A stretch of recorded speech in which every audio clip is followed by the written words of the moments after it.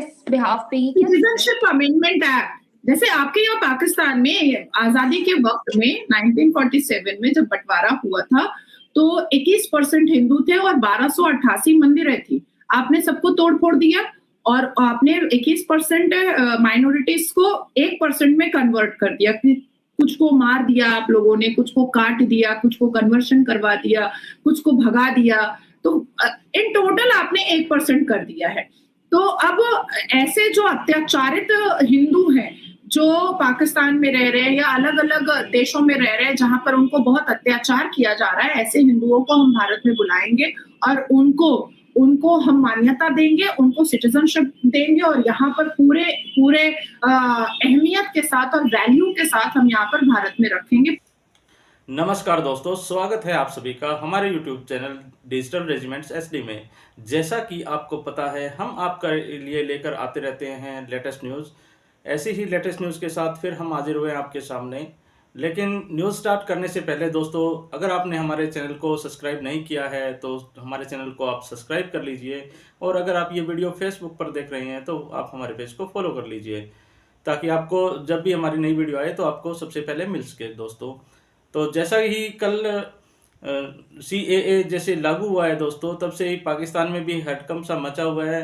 वहाँ का तो आपको पता है, वो भूखे नंगे लोग हैं, उनके पास तो कुछ होता नहीं है। जनसंख्या बढ़ाने पे उन्होंने जोर दे रखा है, टेक्नोलॉजी उनको पता नहीं है, टेक्नोलॉजी उनको खरीदनी है, कर्जा लेना है। लेकिन इंडिया की तरक्की से उनको इतनी जलन है दोस्तों कि आप डेली आपको हम दिखाते भी हैं वीडियोस के अंदर।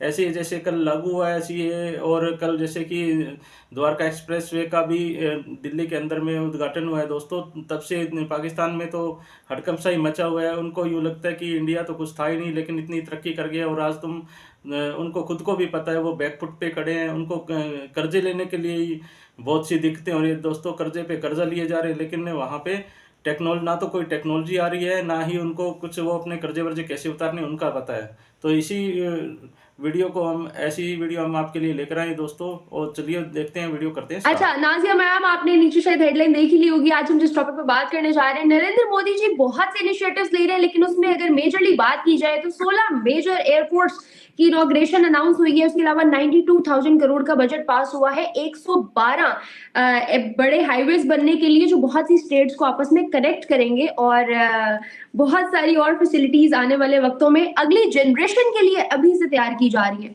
क्या राय रखती हैं सबके बारे में? डेफिनेटली देखिए, हमारे भारत के प्रधानमंत्री जी ने कभी भी वोट के लालच में तो कोई कुछ काम नहीं किया है। देश के प्रेमी है वो, देश के पुत्र है वो, और मेरी नजर में मोदी जी अवतार हैं। और इस देश के लिए उन्होंने इतना कुछ किया है, 10 सालों में इतना कुछ किया है कि जनता ये चाहती है कि अगले 50 साल तक अगर हम ये भारत किसी की छत्र छाया में रहे तो वो सिर्फ और सिर्फ मोदी जी। आज आप देखो, 370 हटने के बाद कश्मीर कितना खूबसूरत हो चुका है। इवन हमारी प्लानिंग चल रही है कि अब हम POK के लोग जो बहुत डिप्राइव्ड है, बहुत ह्यूमिलिएटेड है, बहुत हैरेस्ड है पाकिस्तान की वजह से, जिनको ना बिजली मिल रही है, ना पानी मिल रहा है, ना सुख सुविधा मिल रही है, वो वहां तक सुख सुविधाएं पहुंचाएंगे। POK के लोगों को सबसे पहले जो है अनाज की सुख सुविधाएं पहुंचाई जाएंगी, उनको पानी की सुख सुविधाएं पहुंचाई जाएंगी, उनको बिजली नेटवर्क की सुख सुविधाएं पहुंचाई जाएंगी। और देखिए, हमारे भारत के प्रधानमंत्री ने 1989 में जो बात कही थी उसको भी उन्होंने पूरा किया है। 1993 में जो उन्होंने जो बात कही थी उसको भी उन्होंने पूरा किया। और उन सब बातों में से एक बात जो है वो पूरे भारत की तरक्की, ये सबसे बड़ा विजन है, ये सबसे बड़ा फोकस है कि भारत की तरक्की का मतलब होता है कि भारत में रहने वाले हर एक व्यक्ति की तरक्की। अभी हालिया में देखिए, 2 दिन पहले भारत मंडपम में एक बहुत बड़ा कार्यक्रम हुआ जिसमें यूट्यूबर्स को अवार्ड दिया गया और मोदी जी ने अपने हाथ से दिया है। भारत जहां पर एजुकेशन में 79% शिक्षित है, वहीं पर सच्चर कमीशन की रिपोर्ट के हिसाब से हम मुसलमान दलित से भी पीछे हैं एजुकेशन में। तो क्रिएटिविटी ये मुसलमान के मजहब की किताब में लिखा हुआ ही नहीं है। अच्छा, अब देखिए, हम हर रोज बचपन से लेकर के जवानी तक और हर रोज हमारे इस्लाम धर्म के जो इमाम हैं, मौलवी हैं, कारी हैं, मुफ्ती हैं, ये क्या चिल्लाते रहते हैं, ये क्या बोलते रहते हैं, अल्लाह के अलावा किसी से मदद नहीं लेनी चाहिए, अल्लाह के अलावा किसी से मदद नहीं लेनी चाहिए। तो फिर भैया काहे के लिए जाते हो डॉक्टर के पास? काहे इंटीरियर डिजाइनर को बुला करके अपना घर बनाते हो? काहे के लिए जाते हो होम्योपैथिक वालों के पास? काहे के लिए टेक्नोलॉजी के सामान इस्तेमाल करते हो? मतलब हर एक स्टेप पर मुसलमान मदद अच्छे से ले लेता है, पर बाद में उनको कोस भी देता है कि नहीं हम तो अल्लाह से मदद मांग रहे हैं, हम तो अल्लाह से मदद मांग रहे हैं।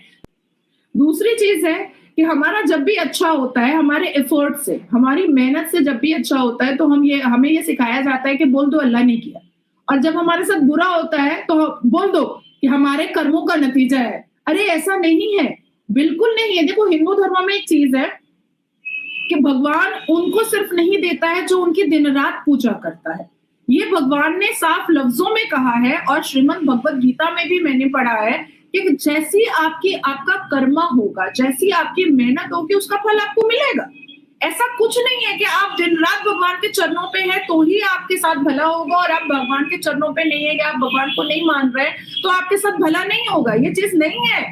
और श्रीमद् भगवत गीता में साफ लिखा हुआ है कि भगवान और ईश्वर से ना डरो, अपने कर्मों से डरो और कर्म को अच्छा करो। कर्म तुम्हारे अच्छे होंगे तो तुम्हारी जिंदगी सफल होगी, तुम्हारी जिंदगी खूबसूरत होगी, ये श्रीमद् भगवत गीता बताता है। तो मुझे ऐसा लगता है कि ये जो फेक और फैब्रिकेट स्टोरी जो हमारे इस्लाम मजहब में बताई जाती है ना, ये सबसे बेबुनियाद है। दूसरी चीज हमारा इस्लाम कहता है कि हम ऑर्गन जो है वो हम डोनेट नहीं कर सकते, या अपने शरीर को हम डोनेट नहीं कर सकते हैं, है ना। लेकिन अगर किडनी खराब हो जाए मुसलमानों की तो वो दूसरे से ले जरूर लेता है, आराम से ले लेता है है ना, कितने आराम से लेता है कि नहीं भाई हमारी किडनी खराब हो गई है, अब आप दे दो, कोई तो डोनर हो जाए, हम ये पैसा दे देंगे, हम वो पैसा दे देंगे।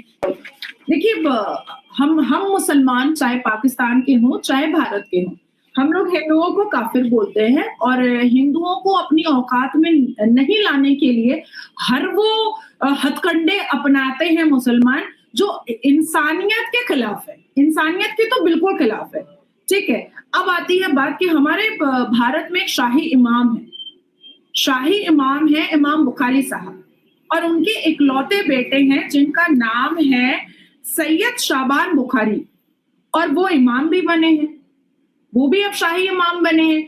बुखारी साहब को हमारे भारत के मुसलमान नबी बोलते हैं, उनका हाथ पैर चूमते हैं, उनका हाथ लेकर के मतलब सजदा करते हैं, चुमा चुमी करते हैं, और वो कपड़े भी वैसे पहनते हैं, मतलब अपने आप को नबी जैसा प्रिटेंड करवाने के लिए ही वो वैसे कपड़े भी पहनते हैं। अब इनके जो बेटे हैं सैयद शाबान बुखारी, इन्होंने लव मैरिज किया है एक हिंदू लड़की से, ठीक है, इकलौता बेटा है शाही इमाम साहब का, और इन्होंने लव मैरिज किया है एक हिंदू लड़की से। इनकी शक्ल देखिए पहले मैं आपको इनकी शक्ल दिखाती हूँ, दिखाई दे रहा है? जी दे रही है। ये है शाही इमाम बुखारी के इकलौते बेटे जिन्होंने हिंदू से शादी की है। अब इनका असली रूप देखिए आप, ये मुसलमानों के भीड़ में जाते हैं, जब फोटो खिंचाना होता है तो बड़ा साफा वाफा लगा करके जाते हैं, और इनकी असली जिंदगी और बीवी की देखिए, क्या मस्त जीन्स पहनी हुई है, जैकेट पहनी हुई है, और ये शाही इमाम के बेटे हैं, मस्त कूल बॉय, हैंडसम बॉय बन करके घूम रहे हैं। और गाड़ी देखिए तकरीबन करोड़ों की गाड़ी है, ये देखिए। हिंदू जिस लड़की से उन्होंने शादी की है, ये रही, दिखाई दे रहा है, ये नबी है हमारे भारत, ये हिंदू लड़की है। हाँ, इसको मुसलमान किया है इन्होंने। हाँ, लव जिहाद किया है। अब इसके बाद फिर उस हिंदू लड़की के पेट से ये बेटा पैदा हुआ है, उस हिंदू लड़की के सनातनी लड़की के पेट से ये बेटा पैदा हुआ है, और अब आने वाले 20 साल के बाद भारत का नबी, भारत का शाही इमाम ये बनेगा। सनातनी बेटी के पेट से पैदा हुआ औलाद, जिसके खून ने उसको सींचा है, जिसके पानी ने उसको पेट में सींचा है, और उसको आप नबी बोल रहे हो, और हिंदू को आप काफिर बोल रहे हो। कहाँ का न्याय है भैया? ये दोहरी शक्ल लेकर के जो मुसलमान घूमते हैं ना, ये जो बहरूपिया बन करके जो मुसलमान घूमते हैं ना, ये जो गिरगिट की तरह रंग बदल करके मुसलमान घूमते हैं ना, ये बर्दाश्त नहीं होता है। इसलिए इनका चिट्ठा मिट्ठा खोलने में ना मुझे बड़ा मजा आता है, मतलब इनकी बातों को जब मैं खोलती हूँ ना, तो मुझे बड़ी बड़ी दिलचस्पी होती है। अभी फिलहाल इन्होंने उस हिंदू बीवी का नाम शाजिया रख दिया है और नाम के आगे बुखारी भी लग गया है। तो ये सब बहरूपिया लोग हैं। नाजिया मैम, कल कल से मुसलमानों का रमजान स्टार्ट हो रहा है। मैं जानना चाहती हूँ कि इंडिया के अंदर किस तरह की सिनेरियोज चल रहे हैं, क्योंकि पाकिस्तान में तो हल्ला बोला हुआ है कि अपनी फिक्र हो, अपनी हर चीज, घी चीनी तेल सब महंगा हो गया, लेकिन पाकिस्तानी मुसलमानों को टेंशन ये है कि यार हिंदू इंडिया में जो बहन भाई रह रहे हैं ना, वो बेचारे बड़े मुश्किल में हैं, उनके साथ रमजान में बहुत बुरा होने वाला है। क्यों? आपकी आपकी जो चीफ मिनिस्टर बनी है मरियम नवाज, वो तो बड़ी पैसे वाली हैं, उनके पास तो बहुत पैसा है। वो नहीं मदद करेंगी गरीब पाकिस्तानी मुसलमानों का। नहीं तो मैं आपको दिखाती, वो इमाम जो है ना, निकाह पढ़ाने के बाद दुल्हन को किस कर देता है, वो भी लिप्स पे। बहुत अच्छा था, मैंने निकाल करके रखा हुआ था। Don't tell me. मैंने निकाल करके रखा हुआ था, क्योंकि मुझे रात में पता था कि मुझे तो ऐसा शो करना है। अभी पता नहीं क्यों खुल ही नहीं रहा है, नहीं तो मैं तुमको अभी स्क्रीन पे दिखाती। सबसे बहुत ज्यादा मुझे सीए के कमेंट्स आ रहे हैं। सीएए का नोटिफिकेशन आ गया, सीए लग गया, पूरे भारत को रिकॉग्निशन मिली है सीए इस बिहाफ पे ही। सिटीजनशिप अमेंडमेंट एक्ट, जैसे आपके यहाँ पाकिस्तान में आजादी के वक्त में 1947 में जब बंटवारा हुआ था, तो 21% हिंदू थे और 1288 मंदिरें थी। आपने सबको तोड़ फोड़ दिया और आपने 21% माइनॉरिटीज को 1% में कन्वर्ट कर दिया। कुछ को मार दिया आप लोगों ने, कुछ को काट दिया, कुछ को कन्वर्शन करवा दिया, कुछ को भगा दिया। तो इन टोटल आपने 1% कर दिया है।